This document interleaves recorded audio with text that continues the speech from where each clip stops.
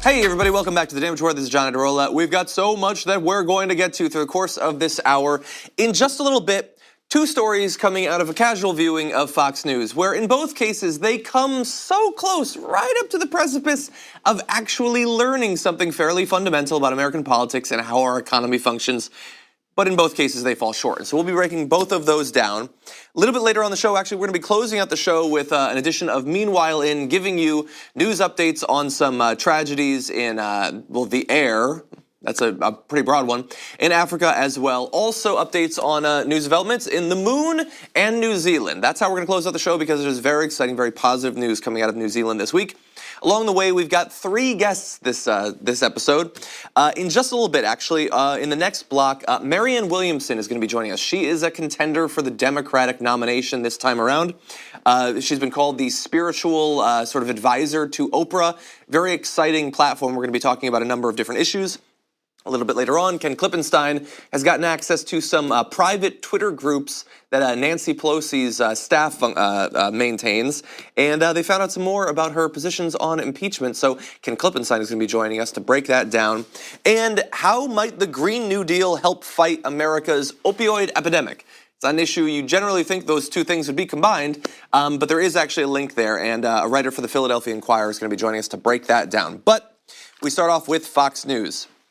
Tucker Carlson is, for some reason I can't understand, getting a lot of credit for questioning American capitalism and questioning the ruling class. And look, I've had people on for Media Matters. We've broken down how that's a gigantic hoax. But it becomes even more clear how shallow his newfound criticisms of American capitalism are when you listen to him talk about capitalism on his show. So I want to show you a little bit of his show, and he's on with Jonathan Harris, who's actually been on TYT. Jonathan Harris lays out some of the sort of baked-in issues with American capitalism, and Tucker Carlson comes so close to understanding what's really going on.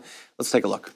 If I'm an employer, would I rather hire you, who's a college-educated American, and pay you enough to live, or would I rather hire someone who's used to making $3 a day and then just encourage him to go on food stamps and get housing vouchers, which is what we do? Well, again, that's capitalism in this country. They do that with Walmart does that with their workers. All companies do that with their workers. Really? They pay them the bare minimum, and then we get stuff. Why is it capitalism to offload my labor costs onto U.S. taxpayers without telling them?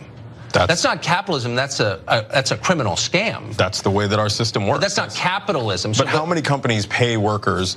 Amazon, McDonald's, all these companies that pay their workers far less, and then they have to go get government assistance, and we pay for it. I'm very aware. We've done many segments on this show. Illegal immigrants. So I guess it's not just illegal immigrants. You're absolutely right. They make it much worse though by flooding the labor market at the lower end, and they lower the price of labor because businesses can do this because people will work for less.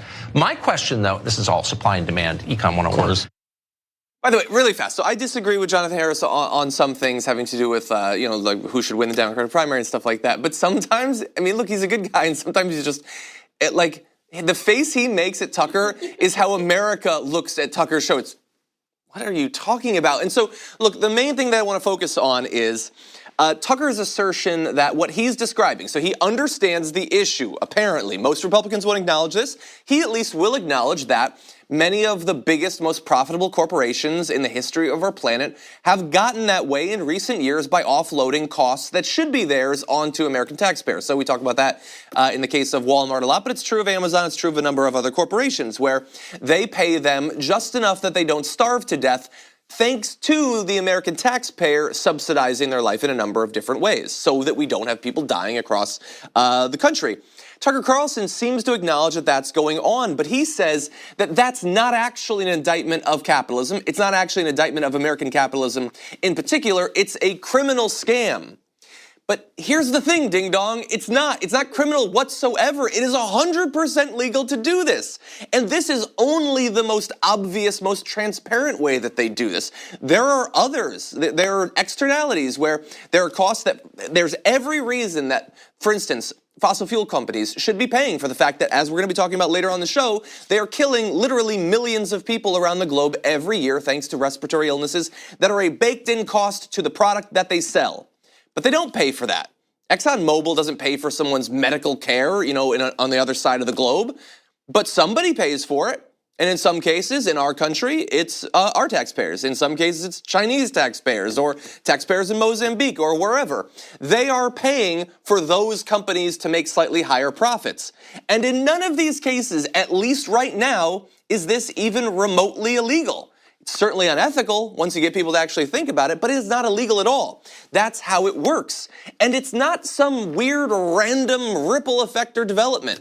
This is a product of lobbying for decades. They have bought politicians to pass laws to make it so that this system can maintain itself the way it is right now.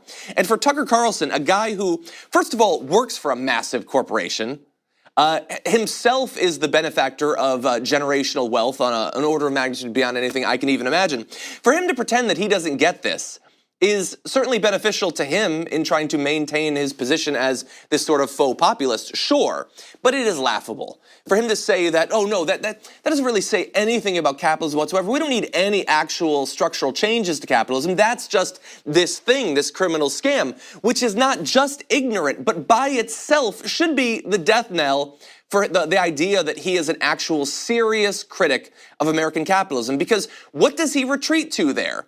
When a very obvious, solvable problem is identified, he retreats to, don't do anything about American capitalism. So he wants to pretend that he's the guy that recognizes what the elites are doing in media and in politics and in the economy and all of that. But at the end of the day, he is still there to maintain the status quo. That is the shell game that he's playing with the American public and with his viewers in particular.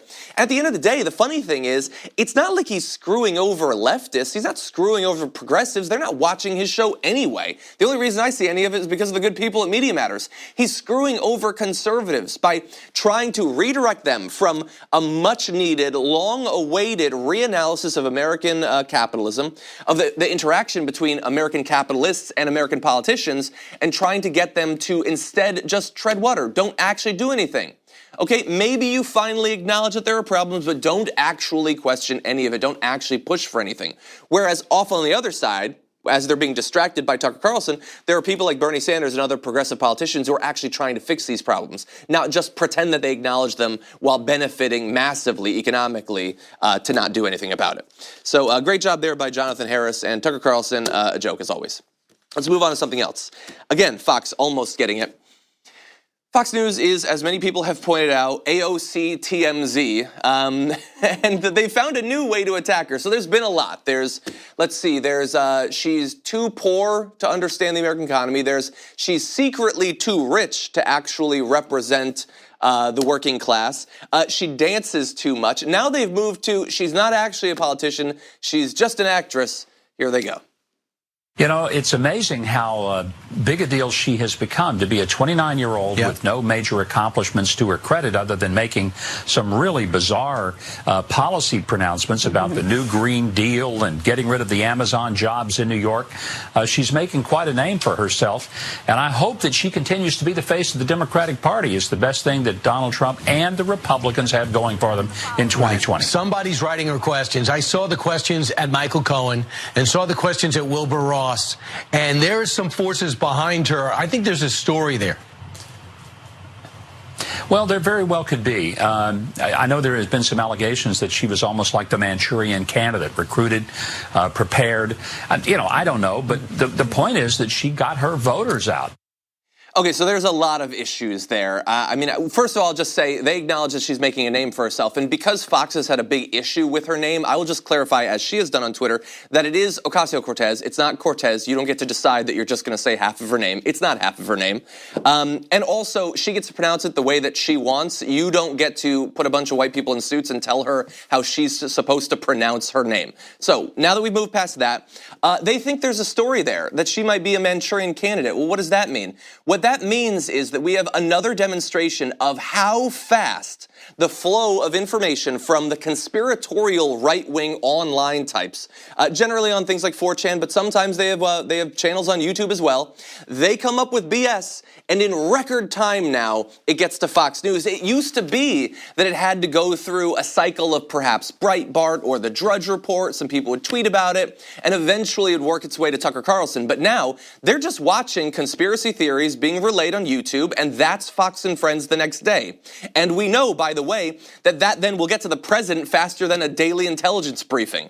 So if you are a right-winger on YouTube, just make up whatever crazy stuff you want, and the president will be hearing about it and believing it the next day. So here's the thing. They believe that AOC is not a genuine, intelligent person because, of course, how could she be? She's young. They can't be smart. She's a woman. God knows Fox News doesn't believe there could be any real intelligence there. And to top it all off, she's a Latina. So how could she possibly be an actual, intelligent, adaptable, well-researched, ready for prime time politician who accurately reflects the values of millions and millions of Americans? It can't be. There has to be some other explanation.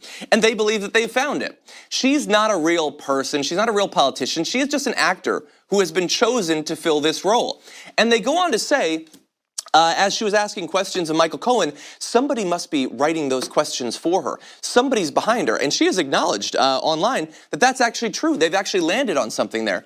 There is someone behind her. It is her staff, her intelligent, incredibly, well-researched staff that she has chosen, who is making it so that when she goes into these meetings, she asks substantive questions that raise important issues that can later be looked into by the committees that she serves on.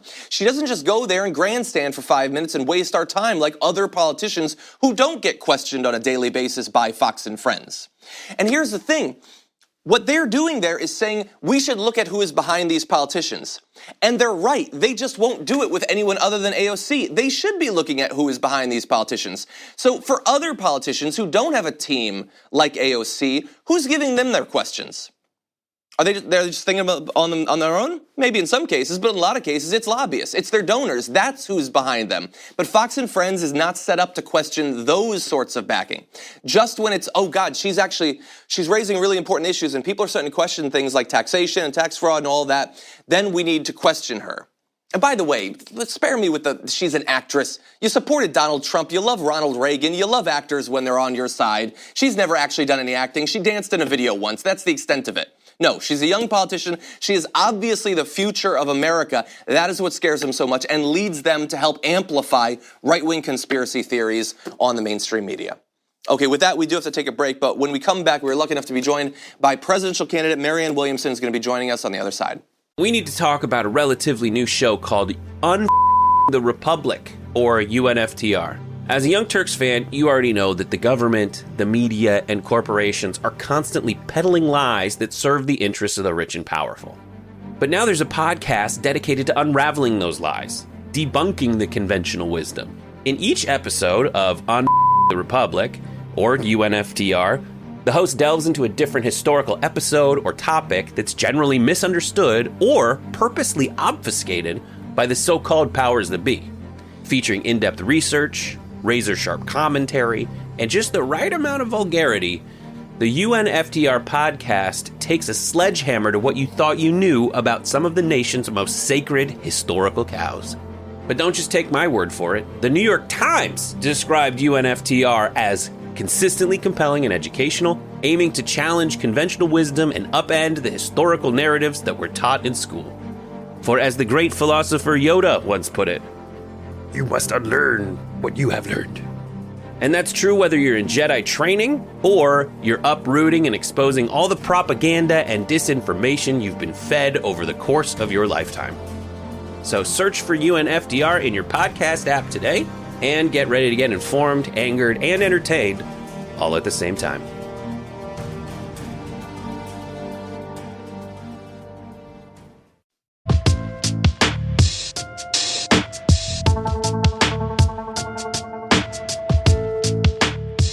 I am very excited to welcome our next guest to the Damage Report, candidate for the Democratic nomination for the presidency in 2020, author, activist, and spiritual advisor, Marianne Williamson. Welcome to the Damage Report. Thank you so much for having me. Thank you for talking with us today. So, look, I've read a lot about your past. You've been an activist on a number of different issues. You've written many books, and you've also been a political candidate. So this time around, why the presidency? Why are you pursuing the Democratic nomination? I think we have to have a very real conversation about what's going on in this country. And by real, I mean more fiercely honest and authentic and true about the deeper dynamics of corporatism, of racial inequality, of the way we're neglecting millions of children, of the way that we prepare for war at the expense of waging peace. All of these things are actually a peril to our democracy. And if all we do is present as an option a better version of same old, number one, I don't think that that will defeat the president. And secondly, even if it were to defeat the president, it wouldn't stave off the huge opponents, oppositional forces to real democratic values that will be back big time in 22 and 24. We need to present, I'm sorry. Oh, no, continue. Well, we need to present the American people with a genuine option to corporatism. And a kind of establishment left is not a genuine opposition to corporatism. We need to actually have a deeper conversation about what is wrong. You can't just fix things. You have to transform things. America has to take a deep look at our own character defects. America has to take a deep look. The American people has to take a deep look at where we have swerved from our democratic values, where our government is in an unholy alliance with an economic system that puts stockholder values before advocacy, not only for our democracy, but for our people, for the people of the world, and for the planet itself. And just kind of sort of fixing things and incremental approaches, and you change an issue here or you change an issue there, is simply watering the leaves. It's not watering the roots. And it's too late for that. So I want to present the American people with an option to actually be an antidote to all the things that have gone wrong by doing things profoundly right. We can't just ignore that millions of American children live in chronic trauma. We can't just ignore the fact that there's an underlying racial tension underneath that needs to be addressed with a plan of reparations for slavery. And we can't just ignore the fact that we have a national defense agenda that has nothing to do with planning for peace 50 years from now, but rather just puts corporate profits for huge military contractors before a path of genuine peace creation. We need to give the American people at least the option of choosing a vision which is more than just cosmetic change, but actually would move us into a different place. Okay, well, on a number of the issues that you just talked about there, you are certainly speaking my language. But obviously there's a lot of competition. There are many candidates running, and each of the candidates, I've talked to a couple, want this race to be about a certain number of different things. In terms of specific policies, if everything went your way, what are the specific issues that this primary would be decided on? Number one, I would have a U.S. Department of Children and Youth. We have millions of American children who go to school every day in schools that don't even have the adequate school supplies to teach a child to read. And if a child cannot read by the age of 8, the chances of high school graduation are drastically decreased, and the chances of incarceration are drastically increased. We have simply normalized the despair of these children. This is a humanitarian crisis in our midst. We are collectively neglecting them. So that's number one, the U.S. Department of Children and Youth, in order to coordinate the information as well as the problem solving having to do with the extraordinary trauma and despair of these children. Number two, I want a plan of reparations.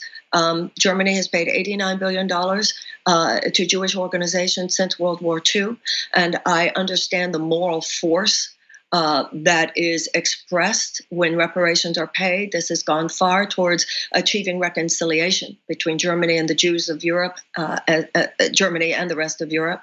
And a plan of reparations for slavery is long overdue in order to address an issue of economic restitution that has still not been made. And number three, we need to recognize that peace creation, we must wage peace as effectively as we prepare for war. War is the absence of peace. Peace is not the absence of war. We need not only a robust partnership between the State Department, expanding economic opportunities for women, expanding educational opportunities for children, reducing violence against women, and ameliorating unnecessary human suffering wherever possible. That must be given equal weight to our efforts, and appropriate efforts, to make sure we're prepared for war. And we need a United States Department of Peace as well to address peace creation issues on a domestic level. So let's dive a little bit deeper into that topic, because obviously as of right now, we are involved in a number of different conflicts. We have been for a significant chunk of the entirety of my life. There are other conflicts that are potentially on the horizon. Donald Trump has been talking behind the scenes about wanting to possibly invade Venezuela. He's incredibly aggressive towards Iran. If you win 4 years from now, what will the situation look like in terms of American involvement in conflicts like Yemen, Syria, Afghanistan, Iraq, and these other countries? Well, first of all, the fact that we are giving aerial support to the Saudi Arabians, of course, the Senate is trying to change that now, stop that now. But it is the ultimate in whoredom. It is the ultimate in the desecration of American values that we were ever willing, for the sake of $100 billion in arms sale, go along with the Saudis, giving them aerial support, without which they could not have been able to prosecute this war in Yemen. Tens of thousands of Yemenis have died, starved to death, including all those Yemeni children. This is an example of the whole point of my campaign. This is a moral rot underneath this political corruption. When Mike Pompeo said that we could have strategic partnerships with people who do not share our values, he was wrong about that. That means you have sacrificed your values. So I assure you, we would not be participating, conspiring, complicit in such criminal behavior as that war for the sake of any money, much less $100 billion in arms sales. However, the primary conversation that the political establishment is having is simply whether or not we should pull out of places where we are militarily involved now. The conversation has to be bigger than whether or not we pull out of certain military involvement. We still have to face the underlying issues of why we were involved in so many of these things to begin with. And that is the fact that our national defense agenda is based on advocacy for short-term corporate profits for military industrial contractors more than it is on a plan to create world peace. So if we just say, okay, we're going to get out of here, we're going to get out of there, we're going to get out of Afghanistan, we're going to get out of here, that of itself does not solve the problem. You have to cultivate health. You can't just decide what sickness to address. Large groups of desperate people should be seen as a national security risk. Desperate people do desperate things. Desperate people are more vulnerable to ideological capture by genuinely psychotic forces, whether in a corner of a city of the United States or in a corner of the world. So we need to do more than bring troops home. We need to bring love. We need to bring our values, not only of support for democracy, but for deep human compassion and care for people whose desperation can almost be predicted to lead them to desperate, dysfunctional, and even dangerous behavior for the rest of us. This is where America should be. We should be creating peace. We should be a moral leader in the world. And our candidates should be saying something more than, well, we'll bring the troops home from here or bring the troops home from there. We have to name the deeper problem. Well, Marianne, I think, you certainly have my interest. I think a lot of our audience is going to find much of what you said very interesting. I look forward to hearing you say in particular what you were talking about in terms of structurally why we end up in many of these conflicts on the debate stage if you end up there. I wish that we had more time. Perhaps in the near future we can dive a little bit deeper into some of these issues. I would like that. Thank you so much. Thank you. Okay, we're going to take a short break. When we come back, Ken Klippenstein with another report for TYT Investigates, some leaked chat messages from a secret group put together by Nancy Pelosi. More details on her position on impeachment after this.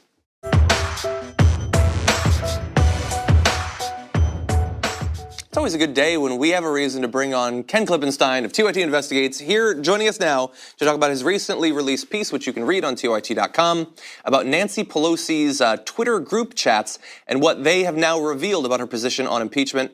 Welcome back to the show, Ken. Hey, thanks for having me. Not hearing Ken. We could get him. Maybe he might be trolling me. He is kind of a troll. How's it going, Ken? Good to have you back on.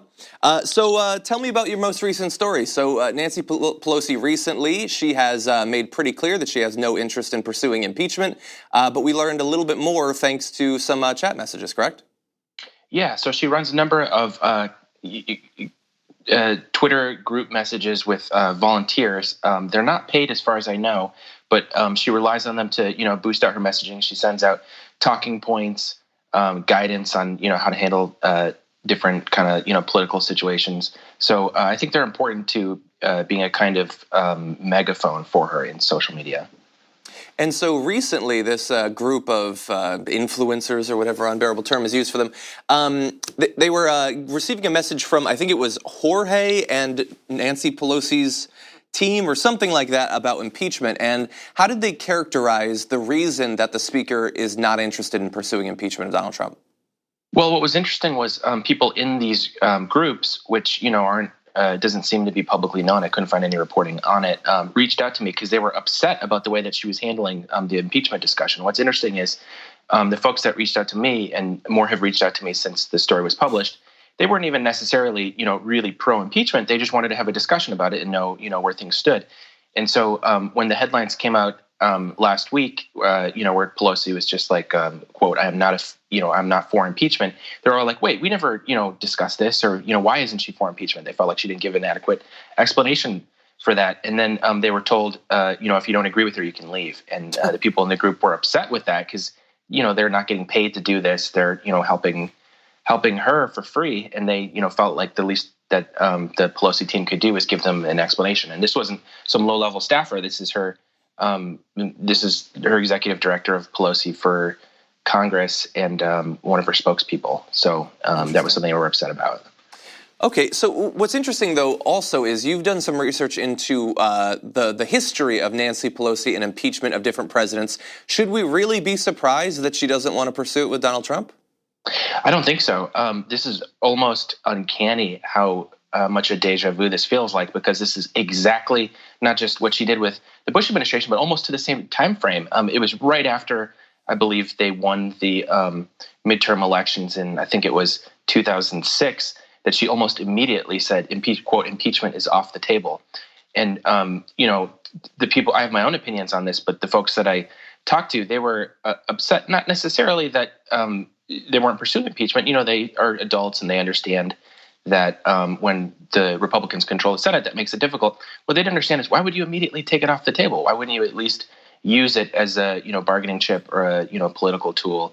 And also, we don't know everything that Mueller knows yet. So how can you say one way or the other, if impeachment is something that can be pursued if we don't even know what exactly Trump has done? Yeah, and so, look, my next question, this, I guess, is kind of inference or something like that, but I'm trying to make sense of it. To the extent that we can ever know, honestly, why a politician is pursuing something, when they give us mixed messages, she has said that he's not worth it. I don't even really know what that means. In the chat messages, it looks like it's I don't want that a wedge to be driven in the Democratic Party. 2020 is too important. There's all these different messages. Based on your research across multiple different ways that she's messaged around this issue, do we have any idea of what the actual core argument against impeachment from her is? No, it's very schizophrenic, and that's what people were upset about. I want to stress again, these are very pragmatic individuals that reach out to me. These are not far left individuals that want to split the party by any means.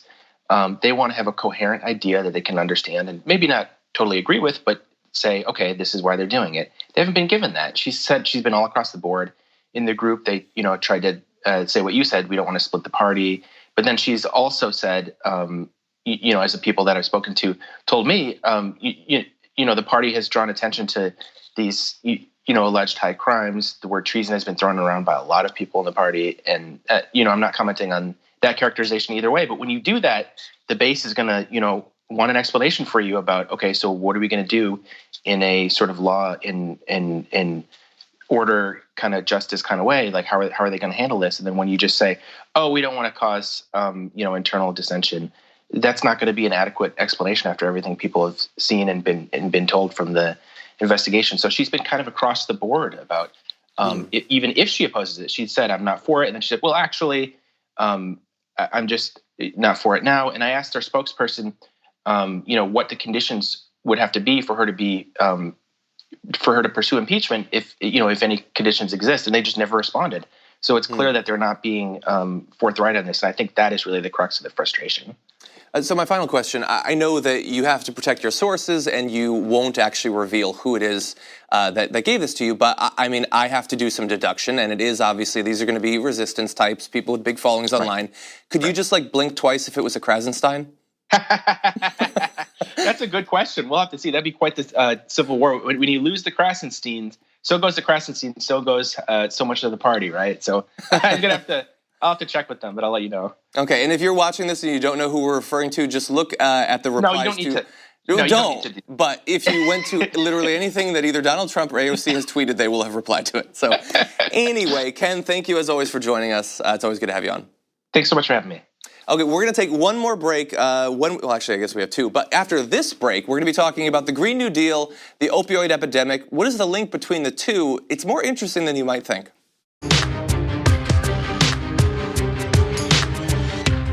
Okay, so it's pretty obvious how the Green New Deal could help save lives from things like, obviously, extreme weather events, overall heating, famine, things like that. But how would it actually save lives when it comes to America's addiction crisis? Joining us now to break down the possible link there is a writer at the Philadelphia Inquirer, Abraham Gutman. Welcome to the show. Thank you so much for having me. Great to have you here, and I have to say I really enjoyed your write-up about this issue. And I want to start by talking about sort of, I guess, the core argument that one side of the Green New Deal that's being ignored is that it could help to avoid what you term as deaths of despair. Could you explain that to our audience? Yeah, so I think the core idea is, why do we have an addiction crisis? One maybe compelling, for sure, popular narrative is that the reason we have an addiction crisis right now is because of big pharma and reckless doctors that prescribe opioids that are extremely addictive. In reality, we see that the vast majority of people who get these medications don't get addicted, about 92%. And that these medications have been used, throughout history. So the question is, why do we have this crisis now?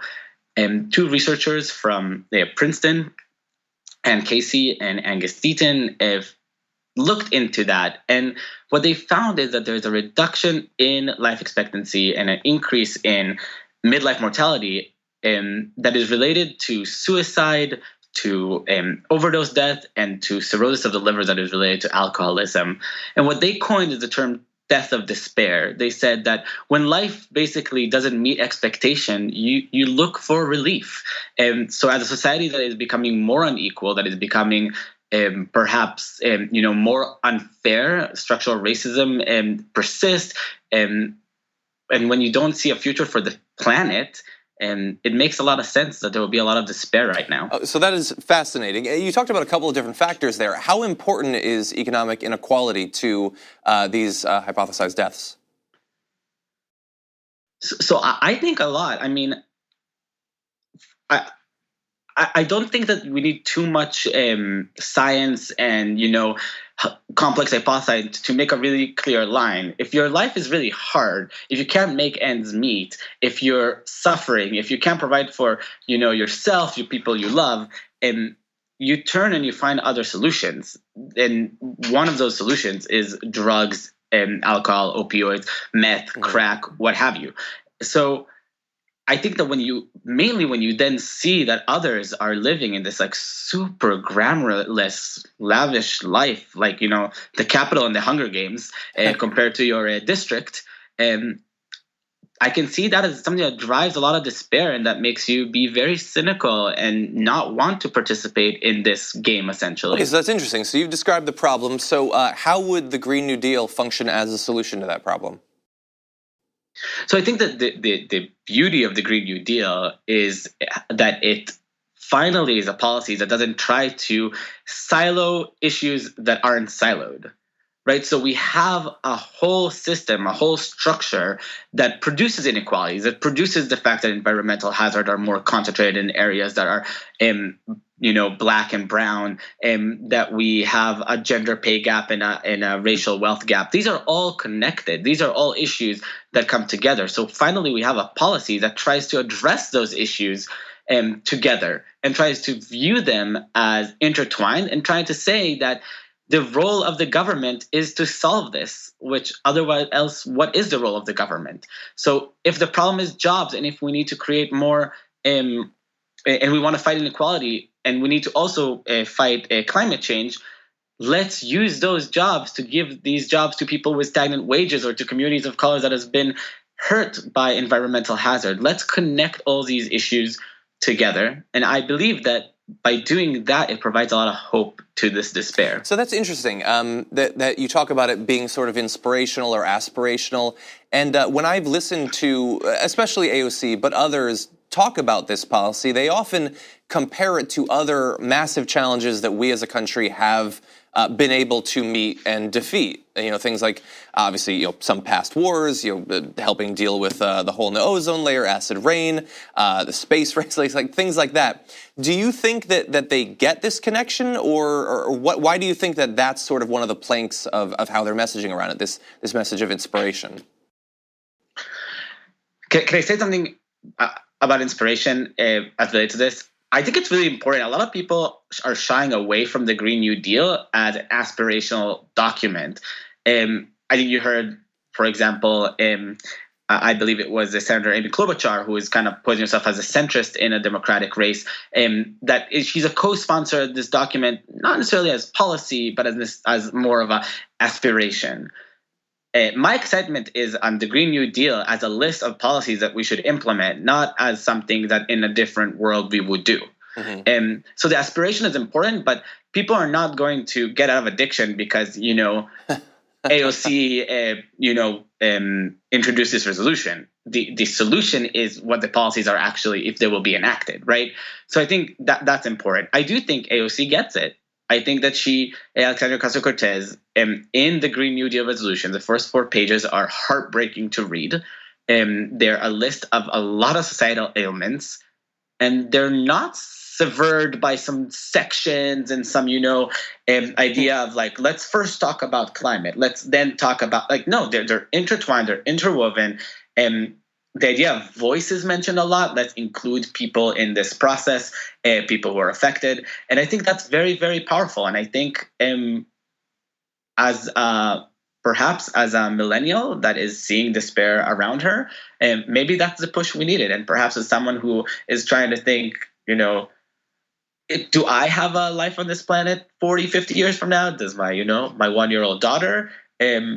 Maybe those are the moments that you go into despair, and those are the moments that someone with that view who thinks about that because it's real connects all the dots together. Okay, well, that is fascinating. I mean, look, I'm going to be honest. I didn't need to be sold on it any more than I already was. But for some people who might have been sort of on the borderline, I think that your piece and the argument you're making could be very important. So, Abraham Gutman, writer at the Philadelphia Inquirer, thank you for joining us.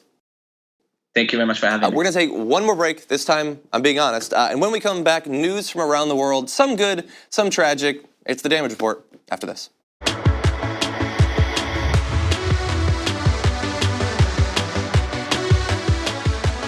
If you rely exclusively on American mainstream media, you may not know this, but there's stuff going on in other countries. And now we're going to take a look at it in a segment we call Meanwhile In.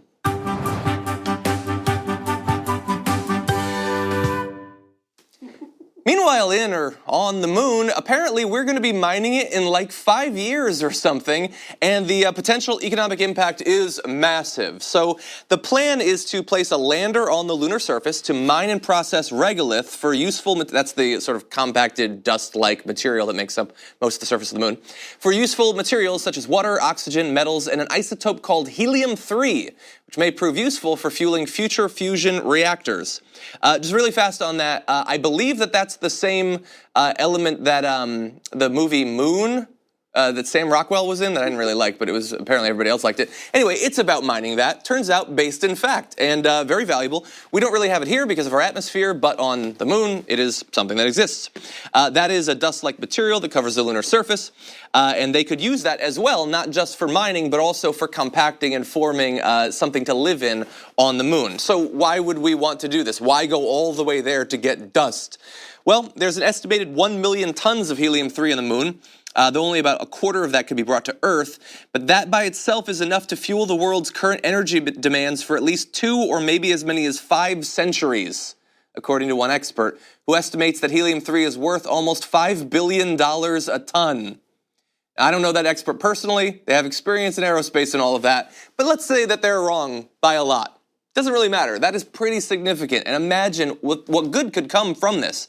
But anytime I talk about something like this, I like to talk about this stuff because I find it inspirational, so much so that I kind of want to write a book about it. But while this is awesome and will probably happen at some point, we cannot allow amazing future technologies like mining helium-3 or anything like it to dissuade us from taking action that is more concrete and actionable right now. So mining the moon is awesome, but doing something about fossil fuels today, even more awesome.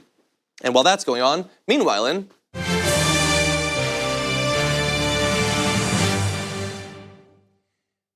Meanwhile, in the air, some of it not quite as bright blue as that video we just showed you. The situation with air pollution is actually really bad, worse than we perhaps knew even recently. Deaths caused by air pollution appear to have overtaken those caused by smoking, according to a new study. In 2015, air pollution was thought to be responsible for 8.79 million deaths, compared with the 7.2 million caused by tobacco smoking. Now, that is in Europe, and obviously when you expand that over more of the world's surface, both in terms of people who are smoking, but also those who are inhaling that pollution, really bad. Now we find out an additional 790,000 deaths in Europe were likely caused by air pollution, with about 70 to 80% of those associated with cardiovascular disease. And for those who aren't dying from this immediately, they are still suffering from it.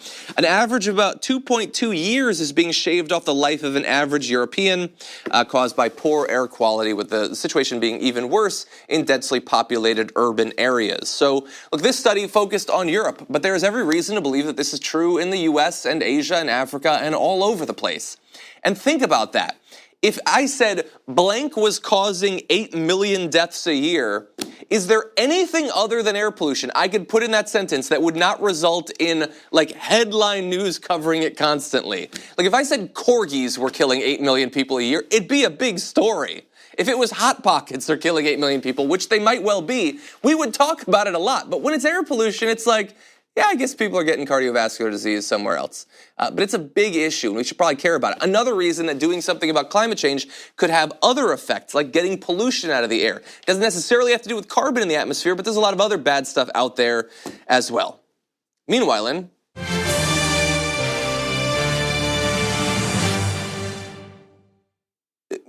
in Africa, and I don't want to be remotely flippant about this, multiple countries there are being devastated as a result of flooding caused by Cyclone Idai. It is absolutely terrible, the damage that is wreaking. I was doing some research during the break, and apparently it has resulted in the formation of an inland ocean, a muddy body of water that did not previously exist there, that is 31 miles across. And it is flooding areas dozens and dozens and dozens of miles away from the ocean. That is how devastating it has been so far. It made landfall back on March 14th, the same day that the One Planet Summit started in Nairobi. After picking up speed with winds of 120 miles per hour, accompanied by lashing rains, Idai caused flooding and landslides, ruining crops and roads and already affecting literally millions of people. The cyclone has already claimed over 200 lives in Mozambique, 139 in Zimbabwe, 56 in Malawi, and these numbers are likely out of date. Mozambique recently said that 15,000 people are still stranded and need to be rescued, sometimes in very difficult to reach areas. And the president of Mozambique says that the death toll in that country alone might already be as high as 1,000. They just can't confirm it at this point. And by the way, the cyclone's path, 1.5 million people potentially affected by it. So again, look, I understand why we would be more, attentive to extreme weather events that are affecting, Texas or here in California, we've got the fires. But devastating extreme weather events are happening in other parts of the world as well, sometimes with even far higher death tolls, entire cities and towns being wiped out, entire croplands being destroyed, and we are still in the thick of it there. There are still, again, far over 10,000 people in individual countries that need to be rescued. One more piece of news, though. Meanwhile, in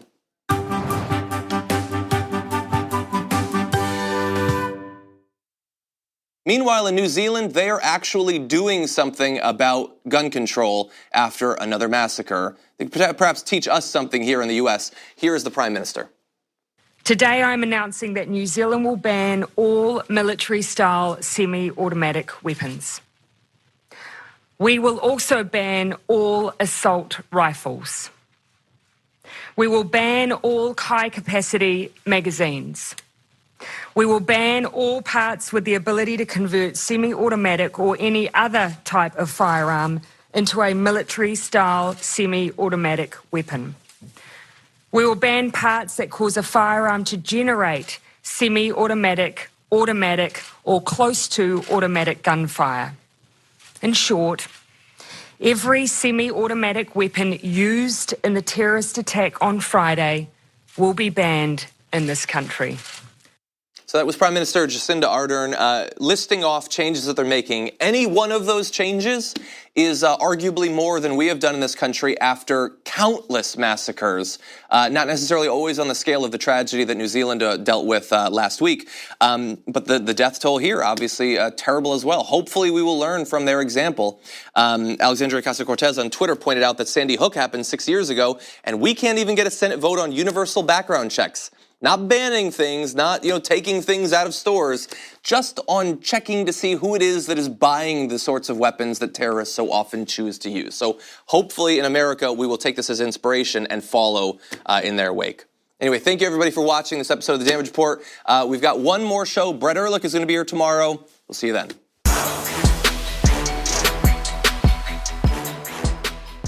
Thanks for listening to the full episode of The Damage Report. Support our work, listen ad-free, access members-only bonus content, and more by subscribing to Apple Podcasts at apple.co/TYT. I'm your host, John Adarola. I'll see you soon.